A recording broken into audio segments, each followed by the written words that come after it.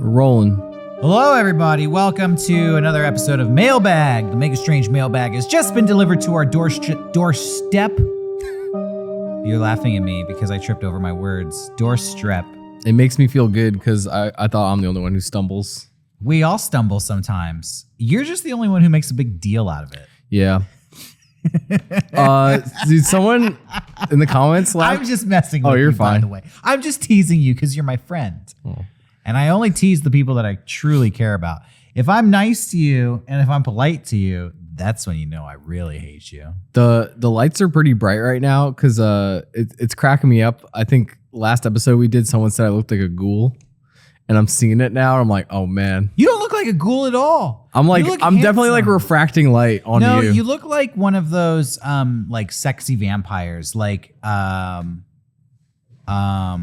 Pattinson. Patrick from Twilight. No, what's his name? I don't know. It was Edward and Jordan. Yeah. It was Team Edward and Team Snowden. You look like Gomez Adams. Ooh, to be honest I like him. Yeah. Addicted to the sex with Morticia. I feel like he's somehow Gomez makes being horny cool. I don't know how he does it. I feel like I could be in a biopic about young Paul Bearer. Right? Dude, don't say that about yourself. Give yourself. See, I'm nailing it. I could do it. You should be Paul Bearer for Halloween. I should. You would win competitions. You would win costume contests. Anyway. All right, everybody. Thanks for joining us. It's late. Lovely Tuesday. It's late. Indeed. We're going to do a little mailbag here. Call us on our hotline and tell us your story of all the strange and paranormal and bizarre things that have happened to you in your life. If your story is intriguing or well told, or it just has that special something, we'll feature it on the show and give you our thoughts on it. Let's start today with our first call. Let's see what we got. Mega Strange. What's up, guys? So I grew up in a haunted house with my family. I don't know the exact history of the house. I think it my uncle was a ghost. Down, and the neighborhood itself was pretty old. But we got it after it had been rebuilt. And I was in one of the upstairs bedrooms, and the closet was always just kind of a weird space. It had like a weird panel on the back, and it was just really shady. But long story short, basically, every night at like 3 a.m. on the dot, it was like an exact time every night. My stepdad eventually had to just set alarms because he knew he was going to get woken up by me crying, and I would just see ghosts and things come out of the closet every night. Eventually, they had another kid, my little brother, and he took over that room, and he had the exact same experiences, but he named it RAR. Yeah, that's basically it. Just a weird story for y'all. He named it RAR. Sounds like RAR XD. A bus stop from the other side to our side. You think so? That closet seemed to be the entryway between two worlds. Why were so many ghosts coming in and out of the closet? When the person said channel, I'm assuming that meant like a hole or something in the wall. Yeah, some sort of connection. Yeah, that's creepy. Like, I think if there's any type of like closet with a weird hole in the end of it, like while you're asleep, that would freak me out. Oh, I don't think he meant it was a physical channel. Oh. I think it was a metaphysical channel. Oh, I see what you're saying. An interdimensional channel. Well, all I wonder is who opened up the portal? It must have been somebody who got there before you did. I mean, you were just a kid growing up in this house. I bet some demonic shit happened in that house at some point. Yeah, you said it was an old neighborhood. Yeah, they must have been like sacrificing goats or virgins or something was happening in that closet. I don't know. I've definitely woken up. I mean, we've talked about sleep paralysis a million times on the show, but this happened to me like a couple of weeks ago. I woke up and saw a person standing in my doorway. Yeah, you told me about that. Yeah, and I just started screaming, "Who the fuck are you? Who the fuck are you?" And I just went back to sleep immediately. Does that happen to you often? Yes. Jeez. It's funny because last episode, when we talked about all this, people left comments and someone said like, yeah, don't have your bed facing a door because that's just going to happen because you're going to like half wake and just, you know, your brain fills in the gaps. And my bed is facing a door. So I think that's just what's happening a lot. Well, you know, in the 90s, I'm a 90s kid. And my mom got obsessed with feng shui. Yeah. which was very hip in the 90s. It was. And she read in a feng shui book that you shouldn't have your feet facing out a door. And instantly became like a true believer and rearranged the entire house so that no beds were facing out the door, because apparently it like drains you or drains the room of its energy. I've heard that before. Yeah. Yeah. Who knows? I don't know.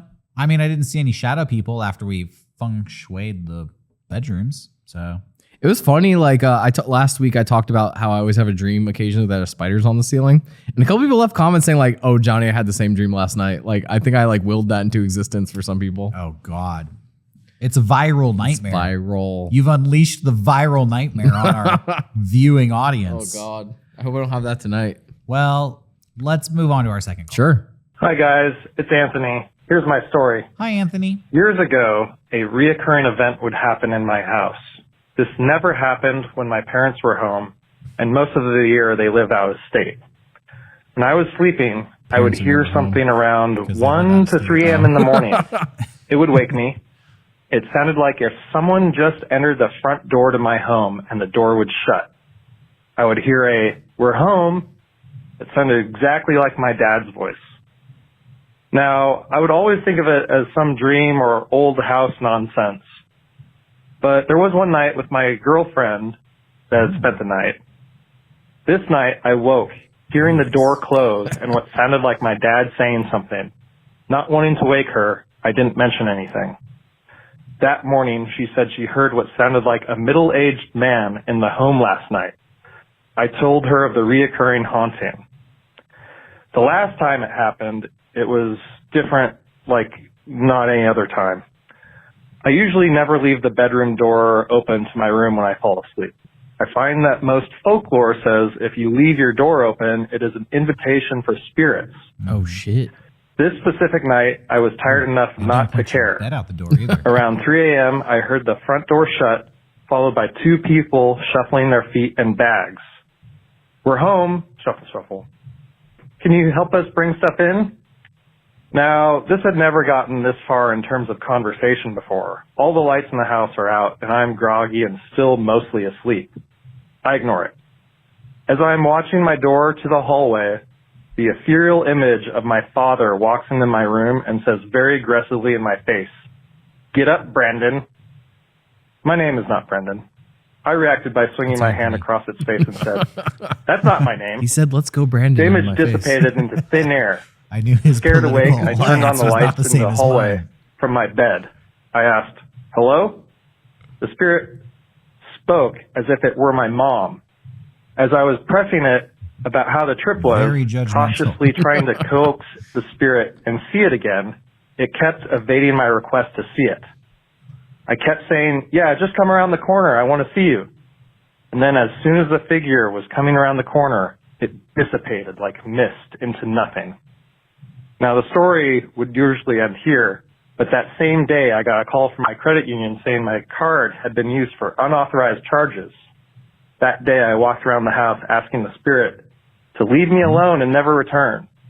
I have not heard of it since. I believe it was a doppelganger. Thank you, guys. Oh. I don't know why. Like, I feel like I've heard this story before. I don't know. But that was a great story. Very well told. I really enjoyed it. This story gave you deja vu when we were screening the call. Yeah. Screen this, but it's just so familiar. Yeah. It just feels like you've lived it already. Well, Anthony says that he experienced doppelgangers. I don't really know much about doppelgangers other than it's a clone.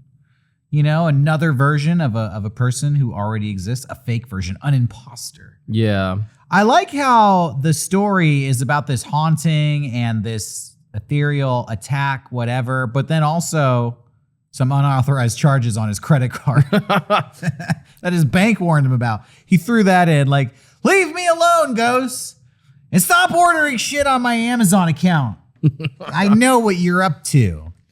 I just want to say kudos to that guy. Like, if that happened to me, I would immediately be like, I think I have schizophrenia or something. I would My brain wouldn't go towards ghost. I would immediately go like something's wrong with me. Yeah, especially when my dad came in going, "Let's go, Brandon." Yeah, I'd be like, fuck. And then I swatted him into miss.